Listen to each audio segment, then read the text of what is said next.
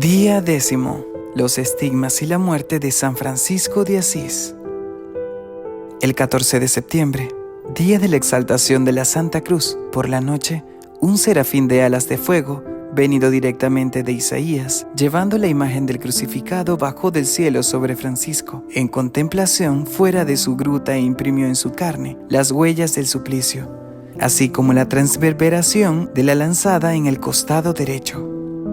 Un hecho que parece indudable es que toda la población de los alrededores vio la cumbre de la Averna envuelta en luz, como si el sol se hubiera ya alzado. Por su parte, Fray León vio igualmente una bola de fuego cayendo de las alturas hacia el rostro de Francisco y remontándose luego al cielo. Fray León no podía mentir, y tal es la fuerza de su sinceridad que yo estoy persuadido de que describe la verdad cuando leo el relato de esos hechos extraordinarios. Pero pasada la página, la magia se evapora y vuelvo a la certeza de que el secreto de Francisco es para siempre de Dios. El problema no es la autenticidad de los estigmas, sino lo que los testigos han hecho de ellos. Se han sumergido en ellos para extraer un tesoro de imágenes prodigiosas. Han saqueado como los cruzados saquearon Bizancio para llevarse montones de reliquias. Fray León, el más serio de los testigos, podría decirse que el único, está en el origen de cuanto se sabe, y él veía con los ojos del amor. Francisco no quería que se hablara de ello y ocultaba celosamente las huellas de los estigmas, porque esas heridas eran como bocas que decían demasiado. En los últimos días de septiembre, Francisco tomó con pena la decisión de dejar la Averna. La predicción de Elías sobre su futuro no le dejaba duda alguna. Iba a morir. El tiempo que le quedaba, quería aprovecharlo para decir adiós a la tierra bien amada y sobre todo para evangelizar una vez más las ciudades y los pueblos. La melancolía de la partida se veía compensada, sin embargo, por el recuerdo de las gracias recibidas y la esperanza de su salvación. Pero mientras se gozaba en ello, tuvo una tarde la intuición de que Fray León era presa de una tentación cruel que no se atrevía a confesar. Francisco supo obtener la confidencia.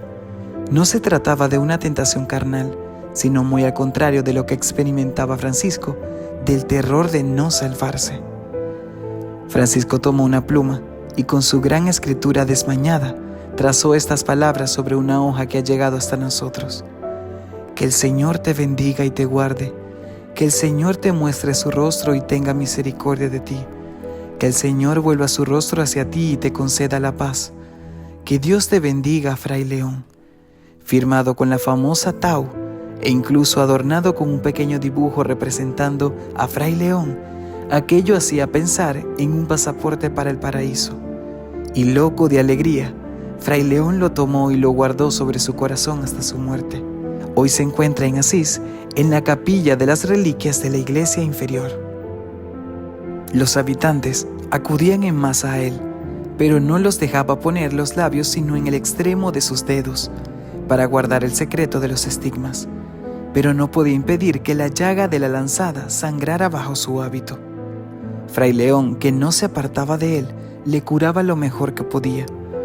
Grande fue la emoción de los presentes cuando vieron a su poverelo tan desencarnado. Les fue difícil a León, Ángel y Rufino impedir que le cortasen la ropa para hacerse reliquias. Finalmente, en noviembre llegó a la Porciúncula, donde reposó un poco, pero el mes siguiente volvió a trepar a los lomos del asno para una última vuelta predicando por Hungría y por las Marcas. Encontró allí a Elías, que de inmediato quiso que le tratara un médico de Asís, y Francisco obedeció, pero todos los cuidados fueron inútiles. Muy preocupado por la salud de Francisco, Elías previno al Papa, que dio orden al enfermo de dirigirse a Rieti para hacerse cuidar por su médico personal, un experimentado árabe. Como de costumbre, Francisco prometió obedecer, pero antes quiso decir adiós a su dama de pobreza, la hermana Clara. Apenas llegado a San Damiano, su estado de salud no hizo sino empeorar. Hubo que instalarle fuera de la clausura. Durante 50 días, permaneció encerrado en una oscuridad absoluta. Clara y sus religiosas cuidaban de él, así como 2 frailes vinculados al monasterio de las Clarisas, sin tener derecho a entrar en él, y que acudían a diario desde la Porciúncula. Los sufrimientos de Francisco eran indescriptibles. A la quemadura de la oftalmía se añadían los dolores de cabeza, de tal violencia que hoy se piensa que se trataba de una sinusitis aguda, que nada se apaciguaba. Como si esto no fuera suficiente, Francisco se vio atormentado por una invasión de ratones que corrían por todos los lados y hasta sobre él cuando llevaba el pan a la boca. Turbaban su sueño, ya muy problemático por la enfermedad, pero él soportaba con paciencia aquella prueba que sus compañeros no dudaban en atribuir al demonio. En algún momento, Francisco fue intervenido, pero en cuanto a la operación resultó un completo fracaso y tuvieron que encontrar otra fórmula. A partir de ese día, su vida no fue más que una sucesión de etapas en su agonía. Francisco solo pide volver a casa. En Asís, se le transporta al palacio del obispo. Sufre cruelmente en su carne el martirio que había pedido en otra época. No se le había concedido en la forma que él preveía, pero el suplicio que soporta lo reemplaza. León, Ángel, Rufino, Maceo y Elías están cerca de él. Un médico acude a verle, no uno de esos verdugos siempre dispuestos a torturar en nombre de la ciencia médica, sino un amigo de Arezzo, al que Francisco llama hermano Juan. En un momento, Francisco acepta la muerte con esa alegría de corazón que no le había dejado jamás, ni en los días más sombríos.